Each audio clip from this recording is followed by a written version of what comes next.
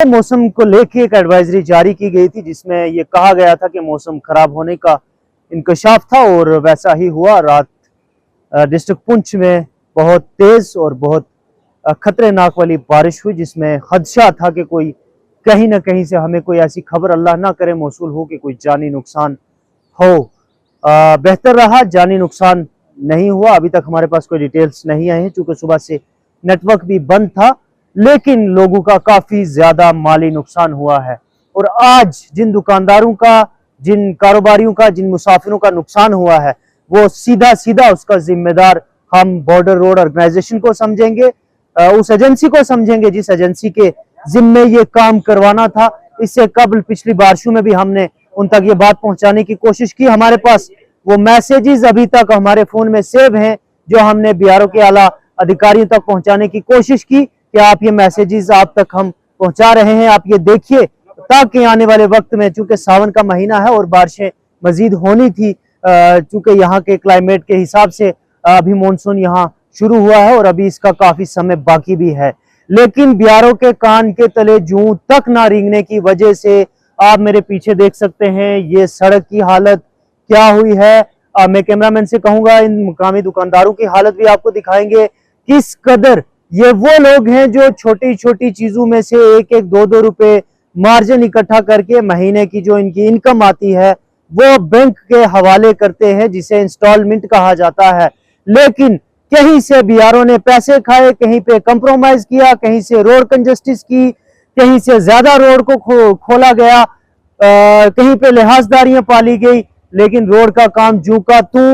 और लोगों के साथ इस कदर नेग्लिजेंस किया गया, लोगों के साथ इस कदर धोखे किए गए कि हर बार जब मानसून शुरू होता है, आप सुरनकोट बाजार के हालात कल देख रहे थे, बाजार जो हेडक्वार्टर है, पुलिस स्टेशन के सामने के हालात, वहां ये मायना करना बहुत मुश्किल था कि ये कोई झील है या बाजार की सड़क है। एक हादसा होते होते हमारी आंखों के सामने वहां पे बचा, वहां पे एक कलवर्ट तक इंस्टॉल अच्छे तरीके से नहीं किया गया।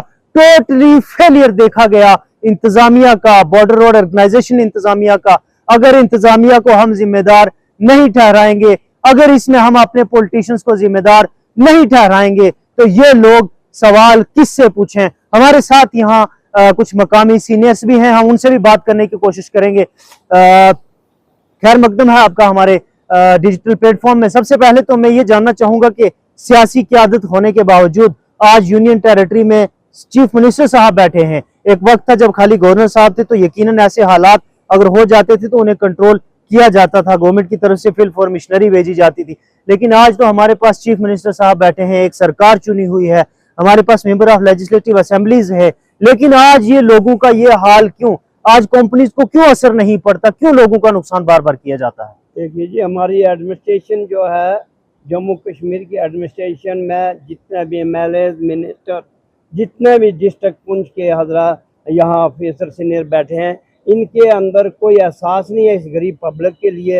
इस वक्त इनको पहले भी हमने कई बार वक्तन वक्तन हम कहते रहे एसडीएम सुरनकोट से, डिप्टी कमिश्नर पुंछ से, कि जनाब यहाँ जब बारिश होती है तो वो बारिश एक तूफान ले करके तो हम गरीबों के लिए ये एक मुसीबत बनी है। इस वक्त आप देखिए मेन रोड जो कह रहे हैं कि 4 लाइन बनी है, बना रहे हैं। पहले तो इसमें बीआरओ जो है यहाँ की ये करप्ट है बिल्कुल। इसने जहाँ जहाँ से पैसे खाए, कहीं इधर का उधर, उधर का इधर, इनका ये काम हमने देखा। आज हमारे जो बेचारे गरीब लोग दुकानदार, यहाँ छोटा छोटा बिजनेस था, उनका बिजनेस टोटल खत्म हो गया और पानी दुकानों के अंदर पानी चला गया।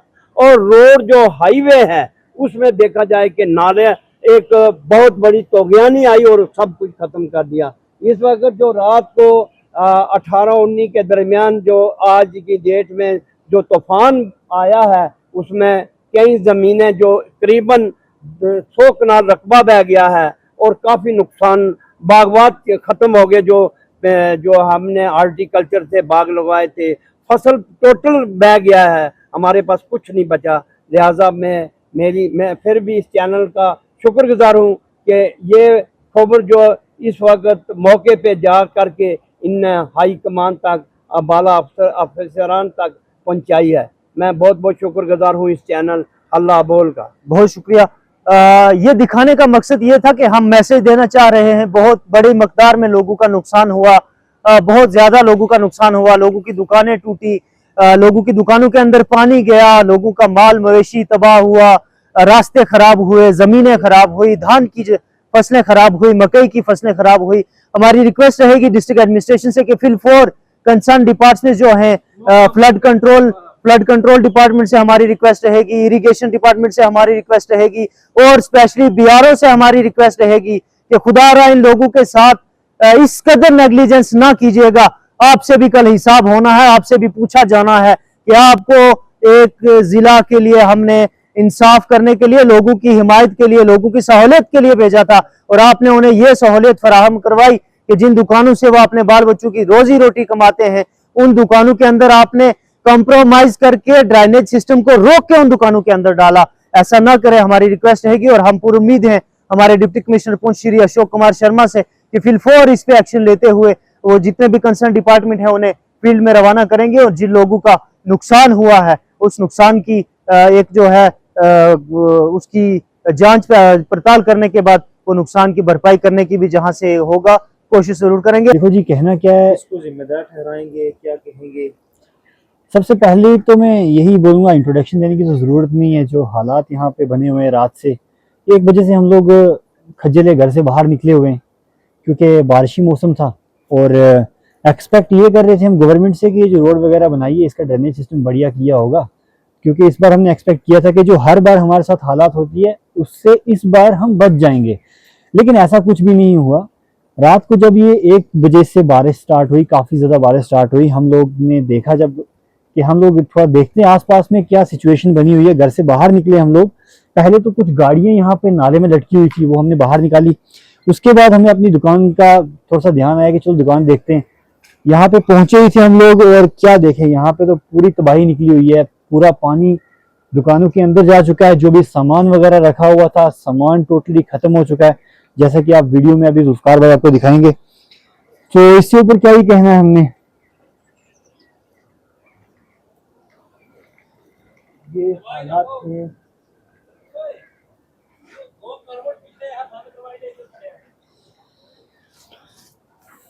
ये हालात देखे जी, ये हालत है। ये सामान मैंने उठा के सुबह रखा है, ये देख रहे भीगा हुआ है पूरा। अगर एक दुकानदार, आपको पता है कितना ही कुछ कर सकता है, वो लोन लेके दुकान, ये लोन लेके कोई दुकान वगैरह डालता है अपना रोजगार चलाने के लिए। तो पानी देखो भाई कहाँ कहाँ तक, ये जो बैग से कहाँ कहाँ तक गीले हो रखे हैं। ये हमने सुबह उठाए, इनके नीचे क्रेट्स वगैरह रखे। मिट्टी देख रहे हो आप दुकान के अंदर कितनी घुसी हुई है। और अभी बात करते हैं कि ये किस वजह से हुआ है। जैसा कि आपको पता है कि ये जो दराबा बफलियाज की रोड थी, नेशनल हाईवे 701, इसका काम तो काफी अरसे से चल रहा था, 4, 5, 7 साल हो गए लगभग, मान के चलो कि तब से ये काम चला हुआ था। कोई मैनेजमेंट अच्छी नहीं है, 4-5 ठेकेदार इन्होंने रद्द करके भेज दिए। जो भी आता है पैसे खाता है और चला जाता है। यहाँ पे रोड में आपको पता है कि हर जगह से पानी को डिवाइड किया जाता है हर जगह पे, ताकि जो सारा पानी है एक जगह ना जाए और पूरा नुकसान एक बंदे का ना हो। यहाँ पे एक जगह है ऊपर, जुल्फकार भाई आगे वीडियो में बता देंगे आपको कौन सी जगह पे, वहां पे करवट, पुराने करवट थे और नए करवट वहां पे रखे गए डालने के लिए। लेकिन वहां पे क्या पता एडमिनिस्ट्रेशन के कुछ बंदों ने पैसे खाए या कुछ, हमने सिंपल तो यही बोलेंगे, सीधा अटैक करेंगे भाई हम पे। उनने पैसे खाए और वहां पे करवट नहीं डालने दिए, उसकी वजह से हमारी पूरी मार्केट और लोगों के घर तबाह हो चुके हैं, लोगों की दुकानें अंदर से बह चुकी हैं। रात को आप अभी जुल्फकार भाई दिखाएंगे आपको, टोटली खत्म हो चुका है भाई ये मार्केट, बराबर मार्केट खत्म हो चुकी है। ये 7 वाली दुकानों की हालत दिखाएं जुल्फकार भाई, यहाँ पे ये दुकानें कम और स्विमिंग पूल ज्यादा लग रहा है। ये 4-4 फुट पानी दुकानों के अंदर इकट्ठा हो रखा है। देखो अब इसकी भरपाई कौन करेगा, ये आप अंदाजा लगाओ। जो हम गरीब लोगों का यहाँ पे इतना बड़ा नुकसान हुआ है दुकानों का, इसकी भरपाई कौन करेगा ये मुझे बताओ आप। अब हम डायरेक्ट एडमिनिस्ट्रेशन पे सवाल नहीं उठाएंगे, और किस पे सवाल उठाएंगे? हमारे नेता लोग, हमारे एडमिनिस्ट्रेशन टोटली फेक, झूठे वादे करते हैं, सिर्फ वोट मांगने के लिए यहाँ पे आते हैं, और वोट मांगने के बाद अगले इलेक्शन में दिखते हैं। इस बार मैं सही बता रहा हूँ, अगर इस बार हमारे लोगों की आंखें खुली ना, अगर अभी ये हालात देख के आंखें खुल गई, तो भाई तुम लोग ये झूठे वादे करके वोट मांगने के लिए आते हो ना, अगली बार यहाँ पे दिखोगे नहीं। हमें वही बंदा चाहिए, हम उसी बंदे को यहाँ पे नुमाइंदा खड़ा करेंगे जो हमारा काम करेगा और जो हमारा साथ देगा हर